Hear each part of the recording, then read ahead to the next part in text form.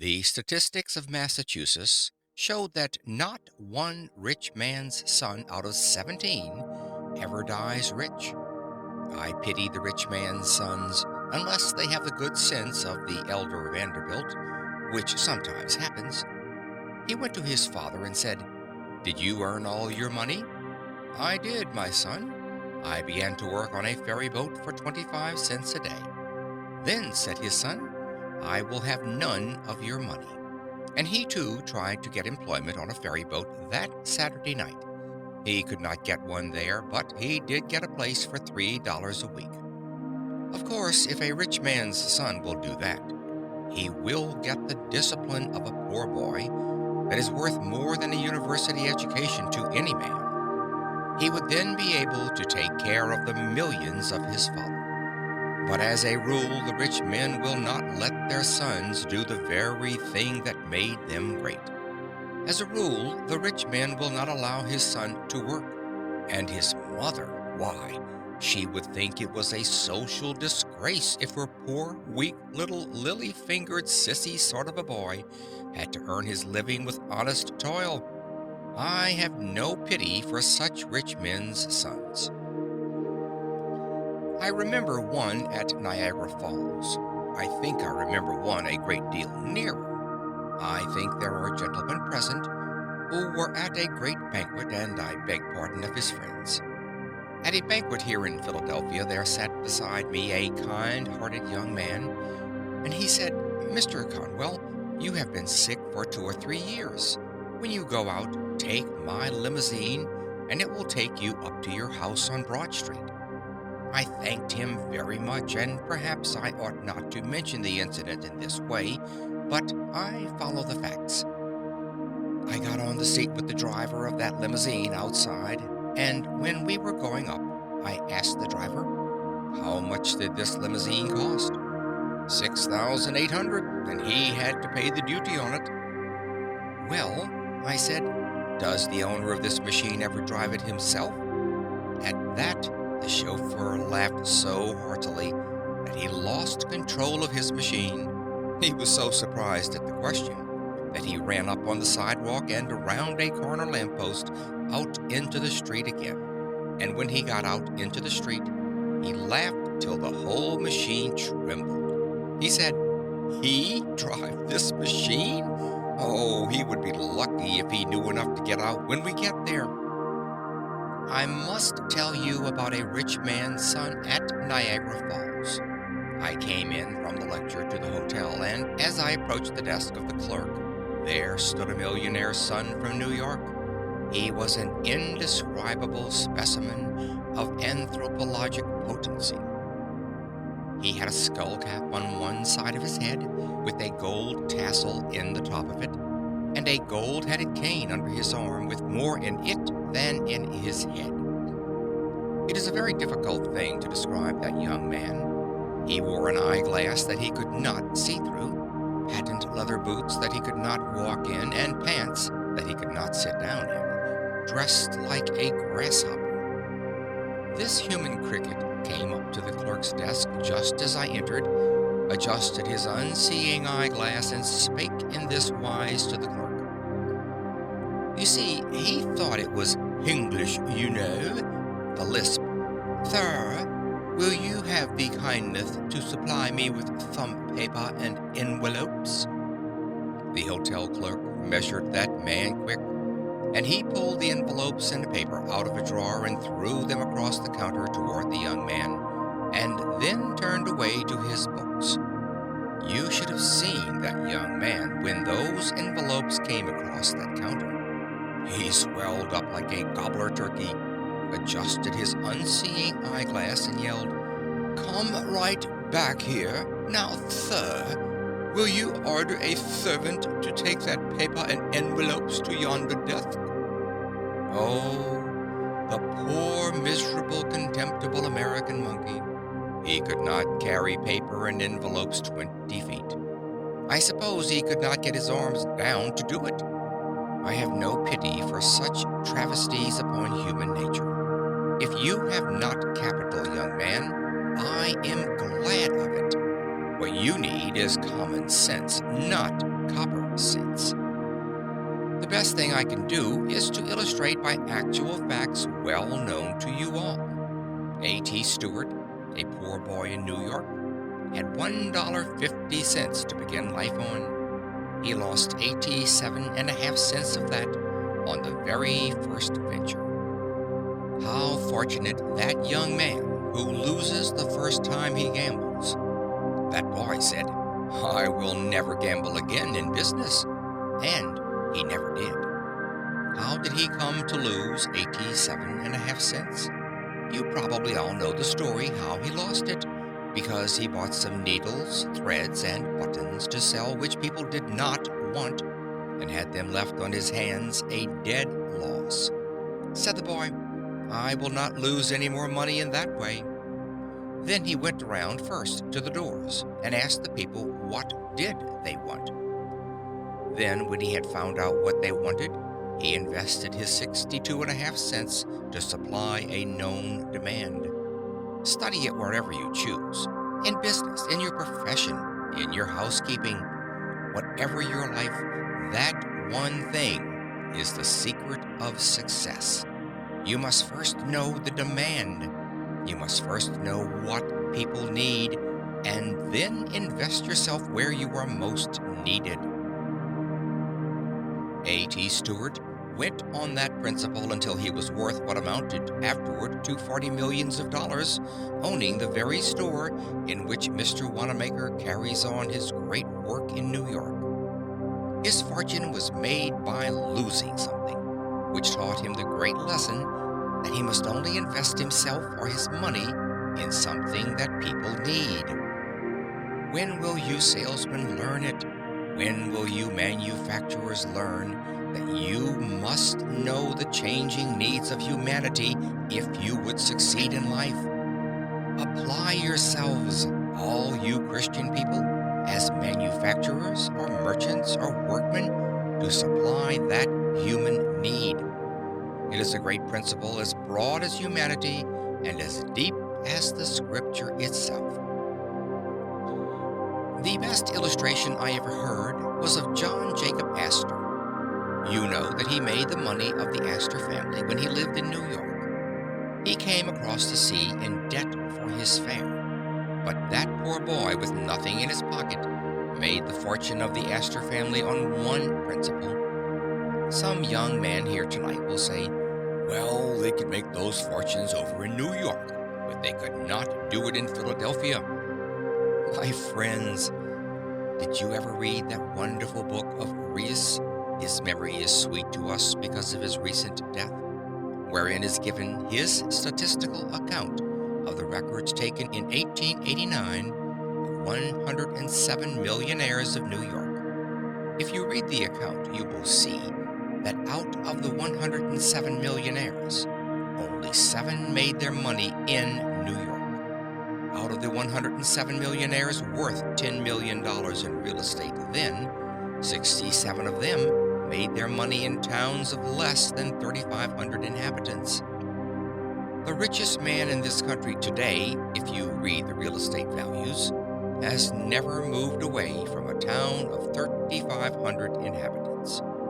It makes not so much difference where you are as who you are. If you cannot get rich in Philadelphia, you certainly cannot do it in New York.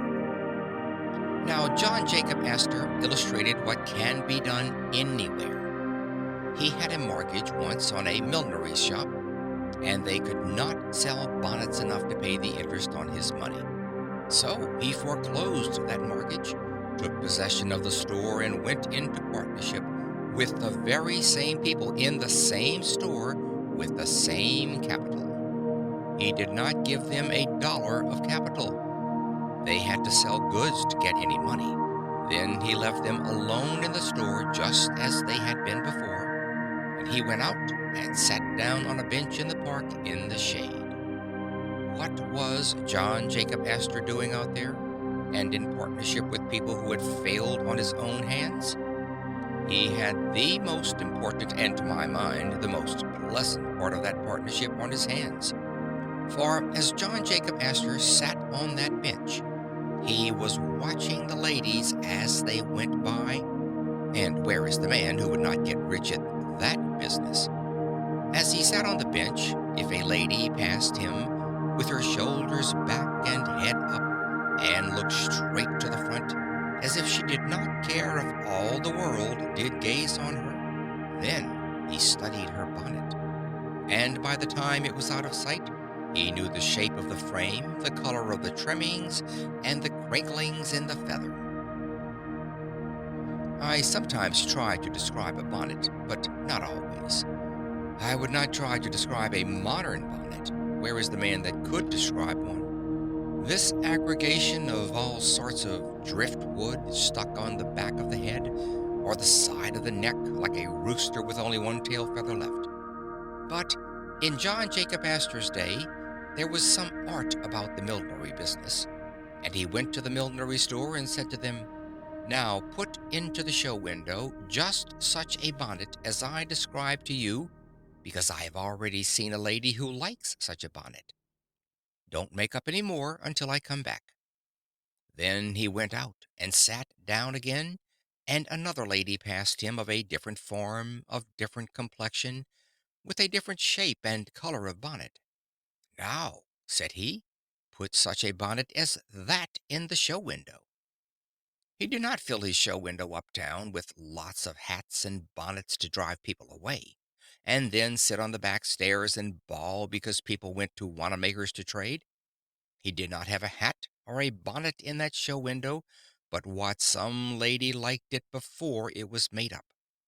The tide of custom became immediately to turn in, and that has been the foundation of the greatest store in New York in that line, and still exists as one of three stores. Its fortune was made by John Jacob Astor after they had failed in business, not by giving them any more money, but by finding out what the ladies liked for bonnets before they wasted any material in making them up. I tell you, if a man could foresee the millinery business, he could foresee anything under heaven. Suppose I were to go through the audience tonight and ask you in this great manufacturing city if there are not opportunities to get rich in manufacturing. Oh, yes, some young man says. There are opportunities here still if you build with some trust, and if you have 2 or 3 millions of dollars to begin with as capital. Young man, the history of the breaking up of the trusts by that attack upon big business is only illustrating what is now the opportunity of the smaller man. The time never came in the history of the world when you could get rich so quickly manufacturing without capital as you can now. But you will say, you cannot do anything of the kind. You cannot start without capital. Young man, let me illustrate for a moment. I must do it. It is my duty to every young man and woman, because we are all going into business very soon on the same plan. Young man, remember, if you know what people need, you have gotten more knowledge of a fortune than any amount of capital can give you. There was a poor man out of work living in Hingham, Massachusetts. He lounged around the house until one day his wife told him to get out and work, and as he lived in Massachusetts, he obeyed his wife. He went out and sat down on the shore of the bay, and whittled a soaked shingle into a wooden chain. His children that evening quarreled over it, and he whittled a second one to keep peace. While he was whittling the second one, a neighbor came in and said, "Why don't you whittle toys and sell them? You could make money at that." "Oh," he said, "I would not know what to make." "Why don't you ask your own children right here in your own house what to make?" "What is the use of trying that?" said the carpenter. "My children are different from other people's children. I used to see people like that when I taught school." But he acted upon the hint, and the next morning, when Mary came down the stairway, he asked, "What do you want for a toy?" She began to tell him she would like a doll's bed, a doll's wash stand, a doll's carriage, a little doll's umbrella, and went on with a list of things that would take him a lifetime to supply. So, consulting his own children, in his own house, He took the firewood, for he had no money to buy lumber, and whittled those strong, unpainted Hingham toys that were for so many years known all over the world. That man began to make those toys for his own children, and then made copies and sold them through the boot and shoe store next door. He began to make a little money, and then a little more. And Mr. Lawson, in his Frenzied Finance, says that man is the richest man in old Massachusetts, and I think it is the truth. And that man is worth 100 millions of dollars today, and has only been 34 years making it on that one principle, that one must judge that what his own children like at home, other people's children would like in their homes too. To judge the human heart by oneself, by one's wife, by one's children. It is the royal road to success in manufacturing. Oh, but you say, didn't he have any capital? Yes, a penknife, but I don't know that he had paid for that. I spoke thus to an audience in New Britain, Connecticut, and a lady 4 seats back went home and tried to take off her collar, and the collar button stuck in the buttonhole. She threw it out and said, I am going to get up something better than that to put on collars. Her husband said, after what Conwell said tonight, you see there is a need for an improved collar fastener that is easier to handle. There is a human need. There is a great fortune. Now then, get up a collar button and get rich. He made fun of her, and consequently made fun of me, and that is one of the saddest things which comes over me like a deep cloud of midnight sometimes.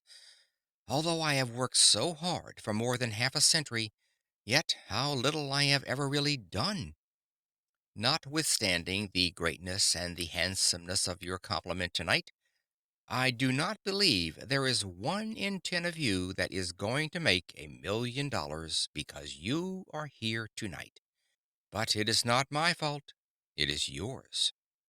I say sincerely, what is the use of my talking if people never do what I advise them to do?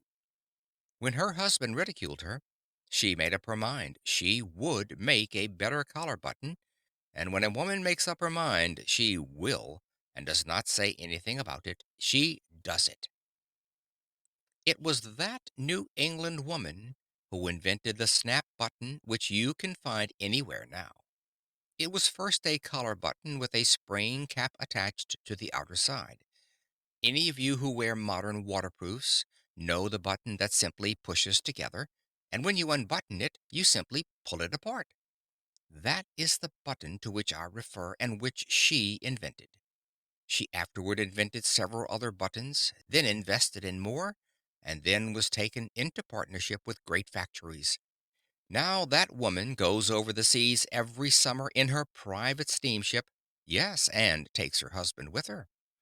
If her husband were to die, she would have money enough left now to buy a foreign duke or count or some such title as that at the latest quotations. Now, what is my lesson in that incident? It is this. I told her then, though I did not know her, what I now say to you. Your wealth is near to you. You are looking right over it. And she had to look over it because it was right under her chin. I have read in the newspaper that a woman never invented anything. Well, that newspaper ought to begin again. Of course, I do not refer to gossip. I refer to machines. And if I did, I might better include the men. That newspaper could never appear if women had not invented something. Friends, think. Ye women, think. You say you cannot make a fortune because you are in some laundry or running a sewing machine? It may be, or walking before some loom, and yet you can be a millionaire if you will but follow this infallible direction. When you say a woman doesn't invent anything, I ask, who invented the jacquard loom that wove every stitch you wear? Mrs. Jacquard. The printer's roller, the printing press were invented by farmers' wives. Who invented the cotton gin of the South that enriched our country so amazingly? Mrs. General Green invented the cotton gin and showed the idea to Mr. Whitney, and he, like a man, seized it. Who was it that invented the sewing machine? If I would go to school tomorrow and ask your children, they would say, Elias Howe. He was in the Civil War with me, and often in my tent I often heard him say that he worked 14 years to get up that sewing machine. But his wife made up her mind one day that they would starve to death if there wasn't something or other invented pretty soon, and so in 2 hours she invented the sewing machine. Of course, he took out the patent in his name. Men always do that. Who was it that invented the mower and the reaper? According to Mr. McCormick's confidential communication so recently published, it was a West Virginia woman who, after his father and he had failed altogether in making a reaper and gave it up, took a lot of shears and nailed them together on the edge of a board, with one shaft of each pair loose, and then wired them so that when she pulled the wire one way it closed them, and when she pulled the wire the other way it opened them, and there she had the principle of the mowing machine. If you look at a mowing machine, you will see it is nothing but a lot of shears. If a woman can invent a mowing machine, if a woman can invent a jacquard loom, if a woman can invent a cotton gin, if a woman can invent a trolley switch, as she did and made the trolleys possible, if a woman can invent, as Mr. Carnegie said, the great iron squeezers that laid the foundation of all the steel millions of the United States, we men can invent anything under the stars. I say that for the encouragement of the men. Who are the great inventors of the world? Again, this lesson comes before us. The great inventor sits next to you, or you are the person yourself. Oh, but you say, I have never invented anything in my life. Neither did the great inventors until they discovered one great secret. Do you think it is a man with a head like a bushel measure, or a man like a stroke of lightning? It is neither. The really great man is a plain, straightforward, everyday, common sense man. You would not dream that he was a great inventor if you did not see something he had actually done. His neighbors do not regard him so great. You never see anything great over your back fence. You say there is no greatness among your neighbors. It is all away off somewhere else. Their greatness is ever so simple, so plain, so earnest, so practical that the neighbors and friends never recognize it. True greatness is often unrecognized. That is sure. You do not know anything about the greatest men and women. I went out to write the life of General Garfield, and a neighbor, knowing I was in a hurry, and as there was a great crowd around the front door, took me around to General Garfield's back door and shouted, Jim, Jim! And very soon, Jim came to the door and let me in, and I wrote the biography of one of the grandest men of the nation, and yet he was just the same old Jim to his neighbor. If you know a great man in Philadelphia and you should meet him tomorrow, you would say, How are you, Sam? Or Good morning, Jim? Of course you would. That is just what you would do. One of my soldiers in the Civil War had been sentenced to death, and I went up to the White House in Washington, sent there for the first time in my life to see the President. I went into the waiting room and sat down with a lot of others on the benches, and the secretary asked one after another to tell him what they wanted. After the secretary had been through the line, he went in and then came back to the door and motioned to me. I went up to that anteroom, and the secretary said, That is the president's door right over there. Just rap on it and go right in. I never was so taken aback, friends, in all my life. Never. The secretary himself made it worse for me, because he had told me how to go in and then went out another door to the left and shut that.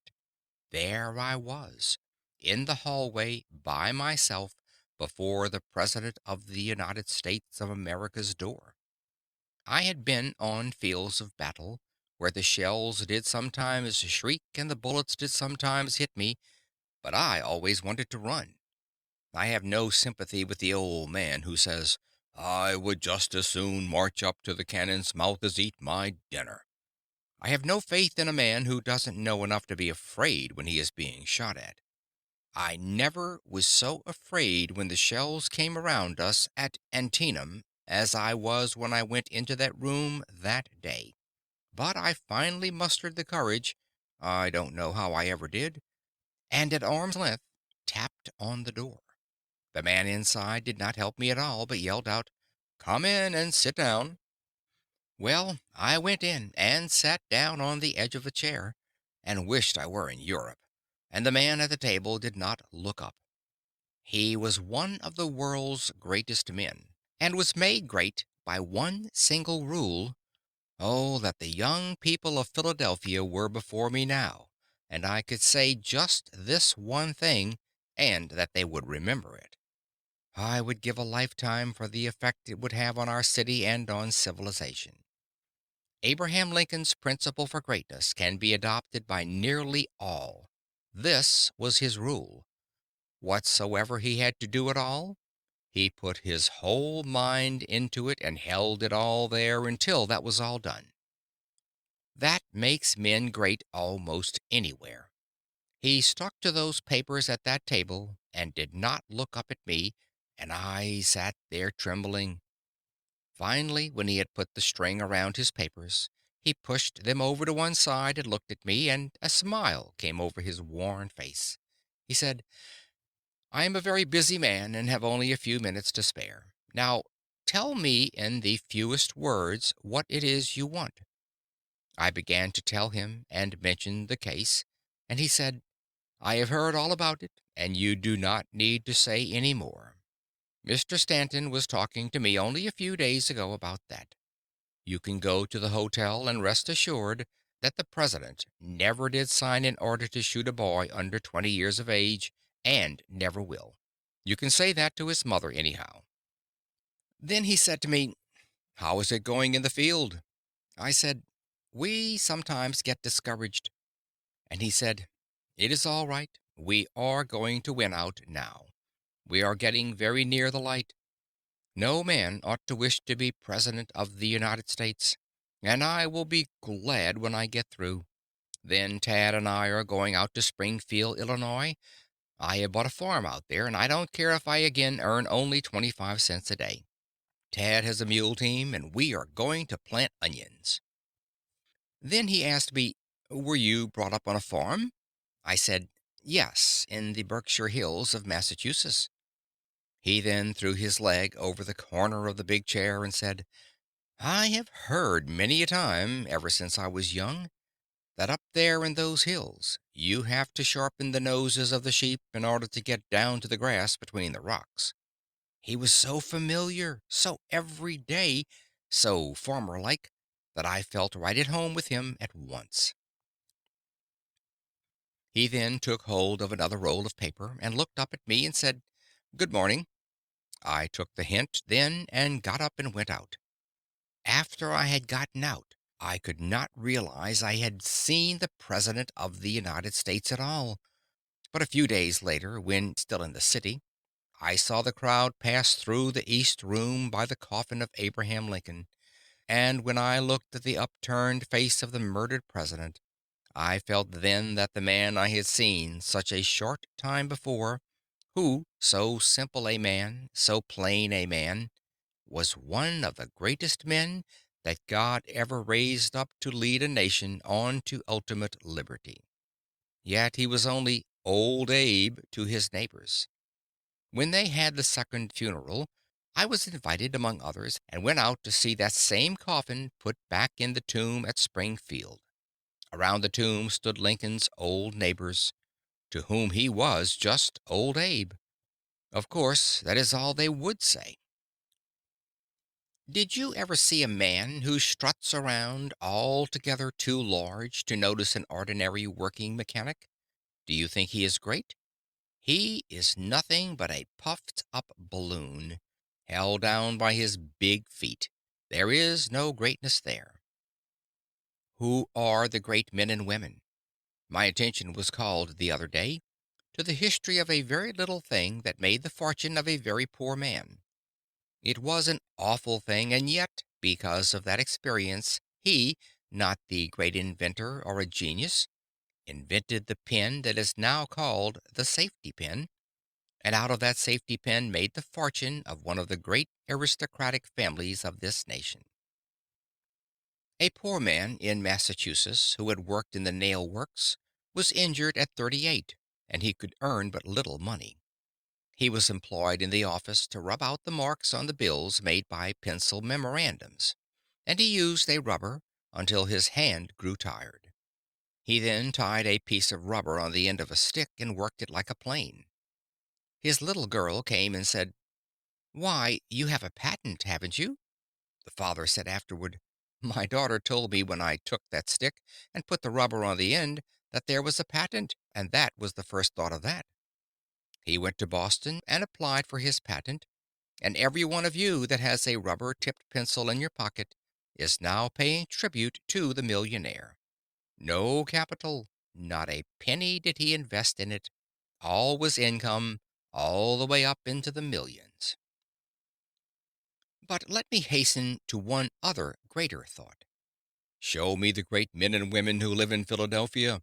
A gentleman over there will get up and say, "We don't have any great men in Philadelphia. They don't live here. They live away in Rome or St. Petersburg or London or Mayanook or anywhere else but here in our town."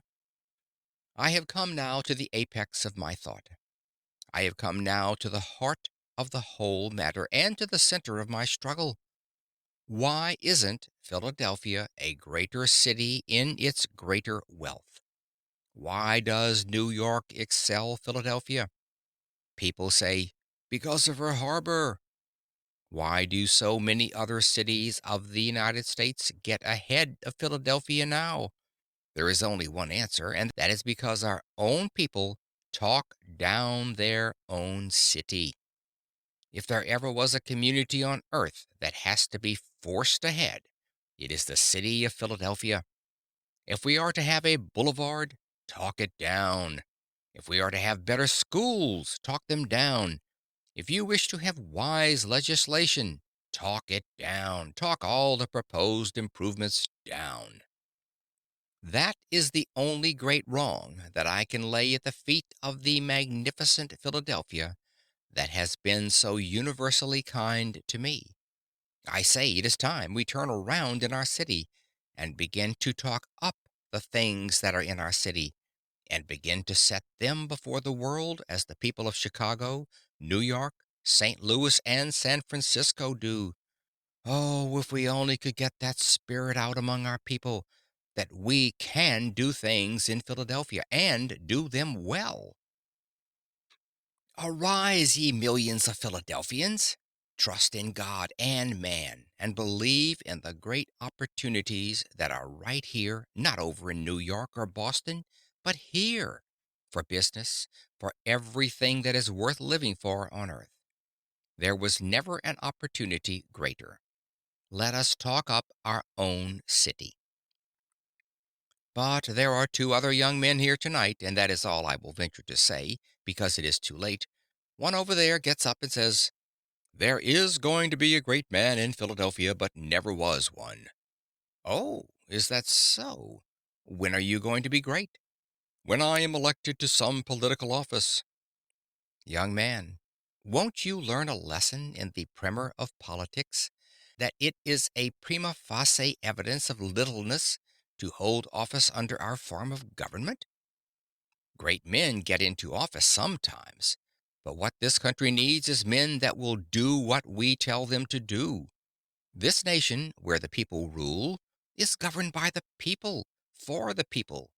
And so long as it is, then the office holder is but the servant of the people, and the Bible says the servant cannot be greater than the master. The Bible says, "He that is sent cannot be greater than him who sent him." The people rule, or should rule, and if they do, we do not need the greater men in office. If the great men in America took our offices, we would change to an empire in the next 10 years. I know of a great many young women, now that woman's suffrage is coming, who say, I am going to be President of the United States some day. I believe in women's suffrage, and there is no doubt but what it is coming, and I am getting out of the way anyhow. I may want an office by and by myself. But if the ambition for an office influences the women in their desire to vote, I want to say right here what I say to the young men, that if you only get the privilege of casting one vote, you don't get anything that is worthwhile. Unless you can control more than one vote, you will be unknown, and your influence so dissipated as practically not to be felt. This country is not run by votes. Do you think it is?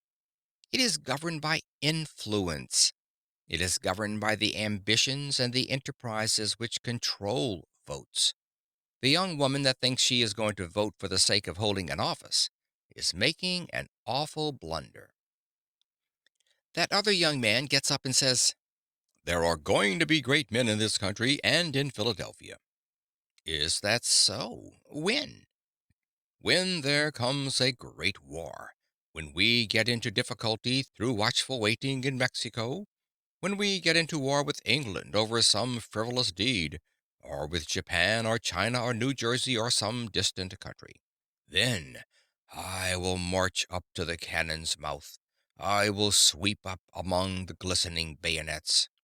I will leap into the arena and tear down the flag and bear it away in triumph.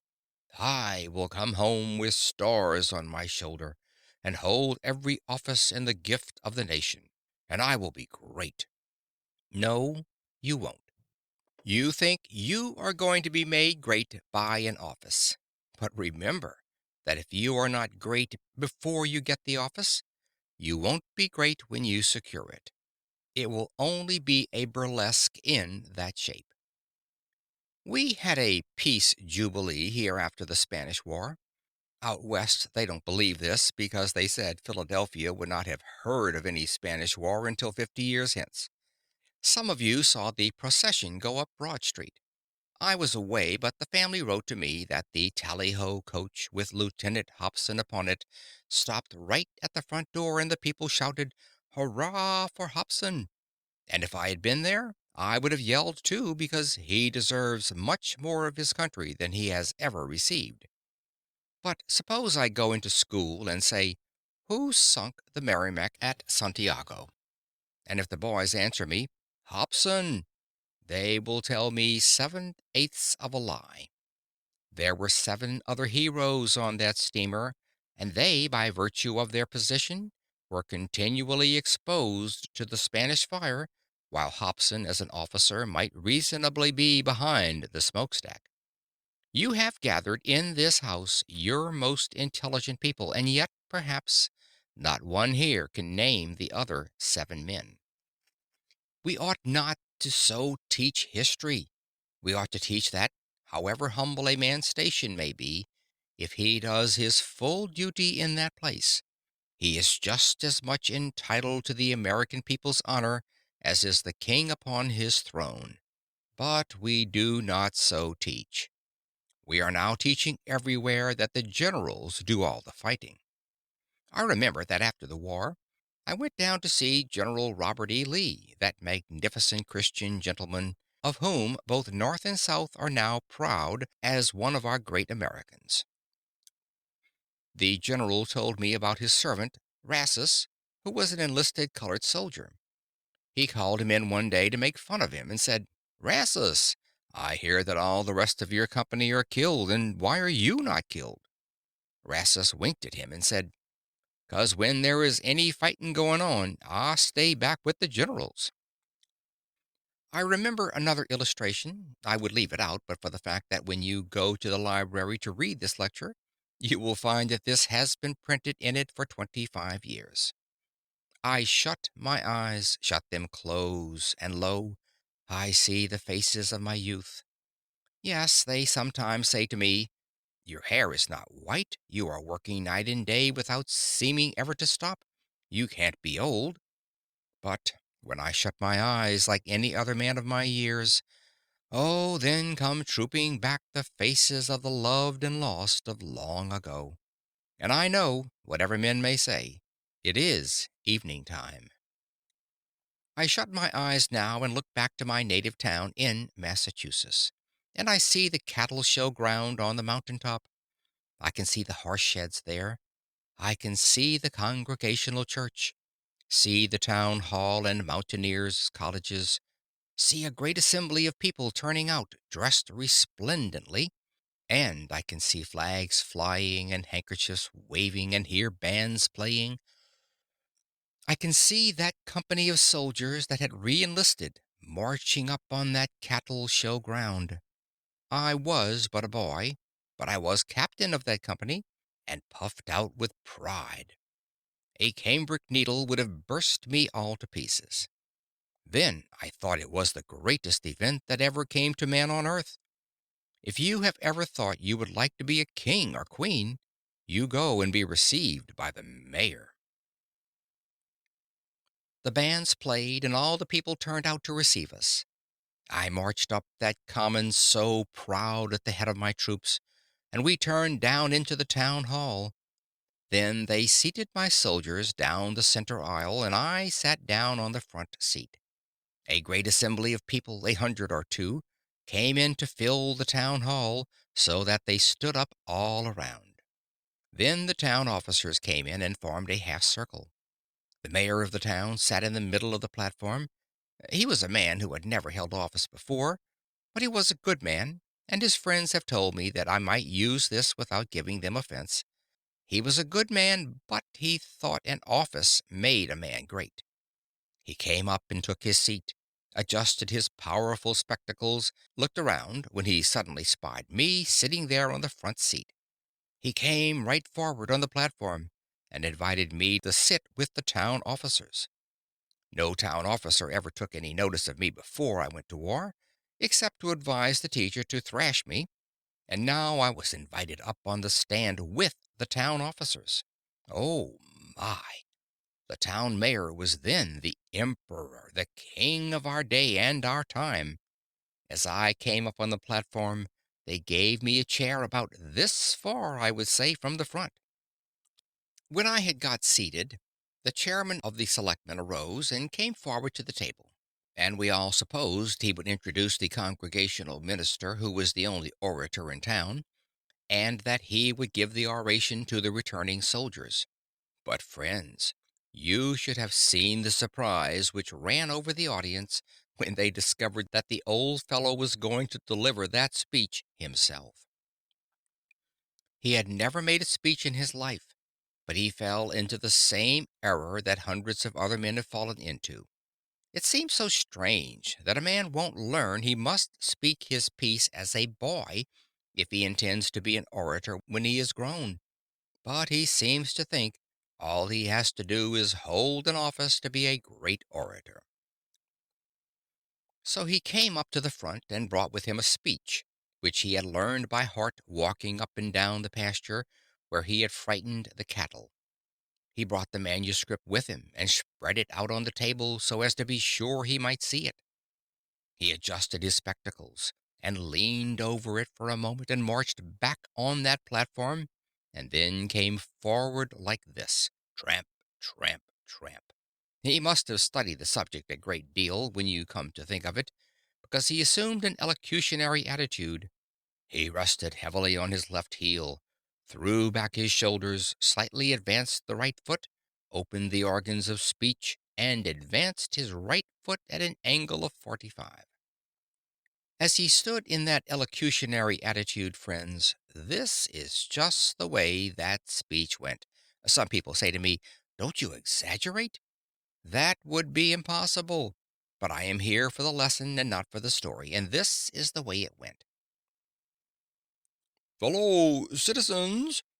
As soon as he heard his voice, his fingers began to go like that, his knees began to shake, and then he trembled all over. He choked and swallowed and came around to the table to look at the manuscript. Then he gathered himself up with clenched fist and came back. "Fellow citizens, we are fellow citizens. We are, we are, we are, we are, we are, we are very happy. We are very happy. We are very happy. We are very happy to welcome back to their native town these soldiers who have fought and bled and come back again to their native town.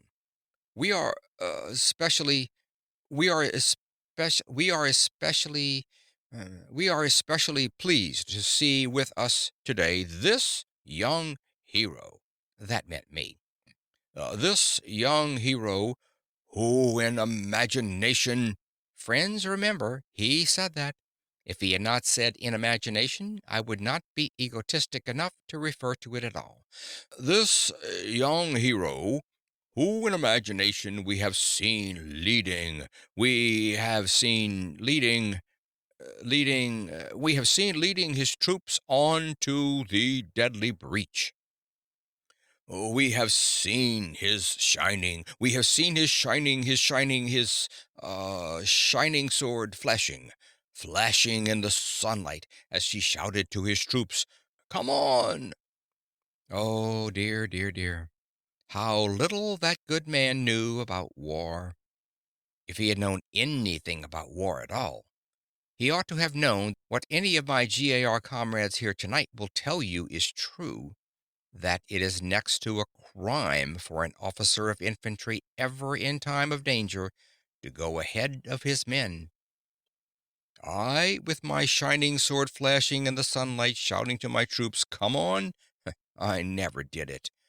Do you suppose I would get up in front of my men to be shot in front by the enemy and in the back by my own men? That is no place for an officer. The place for an officer in actual battle is behind the line. How often, as a staff officer, I rode down the line when our men were suddenly called to the line of battle, and the rebel yells were coming out of the woods, and shouted, "Officers to the rear! Officers to the rear!" Then every officer gets behind the line of private soldiers, and the higher the officer's rank, the farther behind he goes. Not because he is any less the brave, but because the laws of war require that. And yet he shouted, "I with my shining sword."